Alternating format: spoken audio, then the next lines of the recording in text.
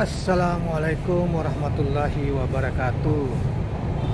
Rekan-rekan sekalian, saya ingin membacakan hasil survei tentang capres-cawapres dari salah satu lembaga survei yang dimuat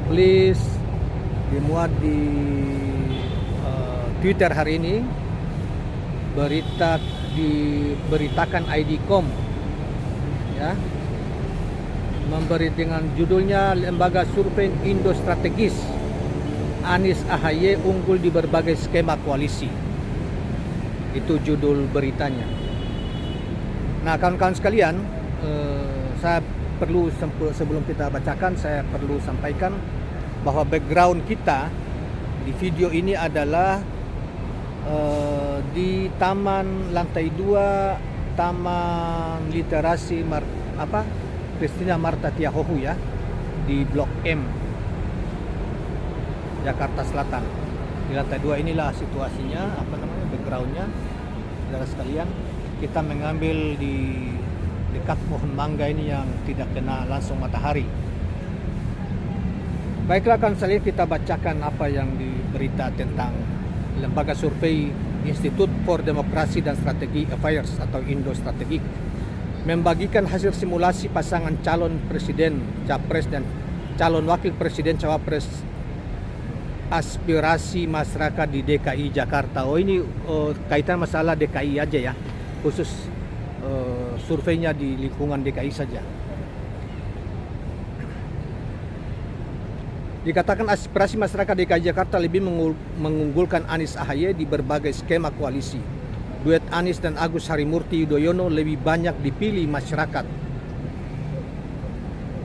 Pasangan Anies AHY unggul signifikan di angka 51,6%, disusul Ganjar Erik 29,1% dan Prabowo Muhaimin 10,4%. Kata Direktur Eksekutif Indo Strategis Ahmad Khairul Umam dalam keterangannya yang diterima KBA News Jakarta Senin kemarin, ya.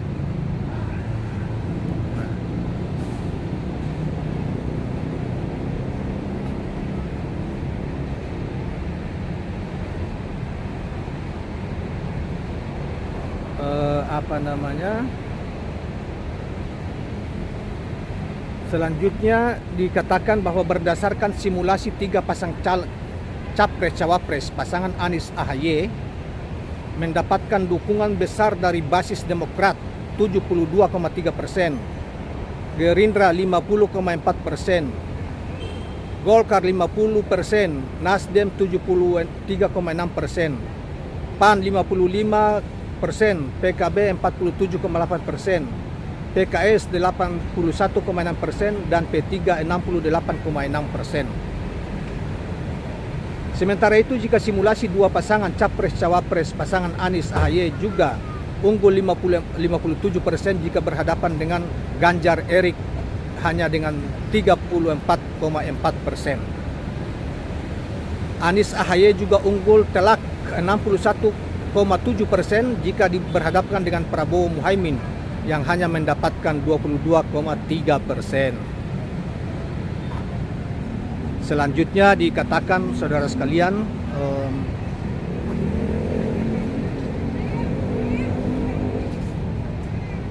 jadi pasangan capres-cawapres Anies AHY menjadi aspirasi terkuat rakyat DKI Jakarta menuju kontestasi Pilpres 2024 mendatang.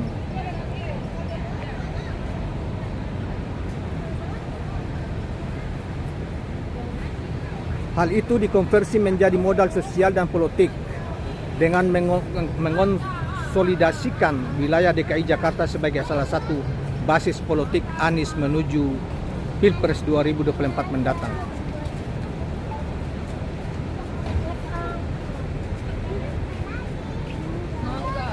Selanjutnya, survei ini dilakukan dengan wawancara tatap muka pada tanggal 8 sampai 16 Oktober 2022. Survei melibatkan 1.200 responden warga DKI yang memiliki hak pilih dalam pemilu sebagai responden.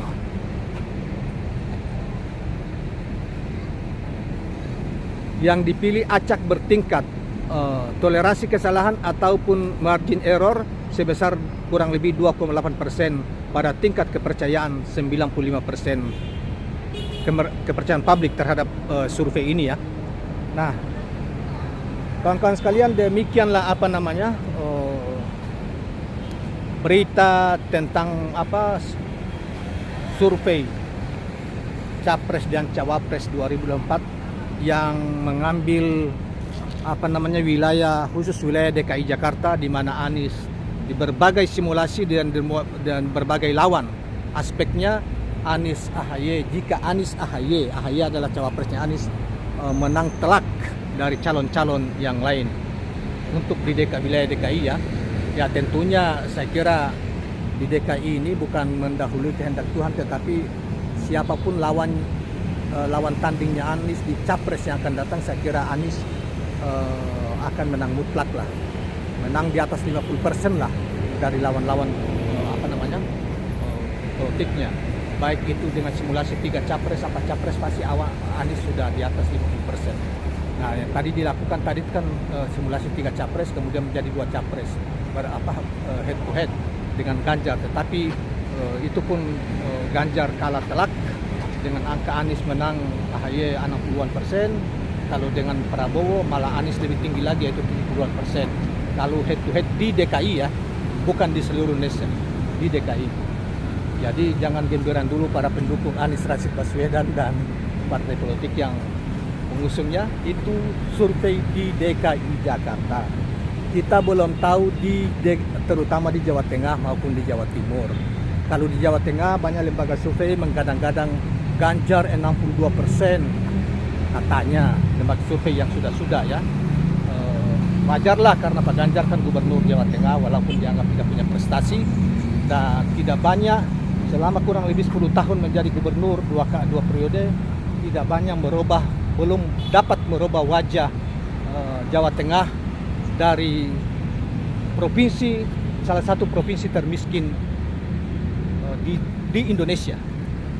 Ya, salah satu provinsi yang beban kemiskinan rakyatnya cukup besar, sehingga dia masih kelompokkan sebagai salah satu provinsi yang kemiskinannya masih tinggi, kemiskinan rakyatnya masih tinggi, dan tidak banyak terjadi perubahan yang berarti ketika beliau Pak Ganjar ini menjadi gubernur kurang lebih 10 tahun di Jawa Tengah, dan sekarang ini nanti tahun depan baru masa jabatannya selesai. Tetapi banyak orang menyanjung ya, berbeda terbalik dengan Gubernur DKI Anies Rashid Baswedan yang banyak sekali orang menyanjungnya karena hanya dalam waktu 5 tahun Anies menyulap Jakarta begitu indah, begitu bagus. Kemudian dari sisi masyarakat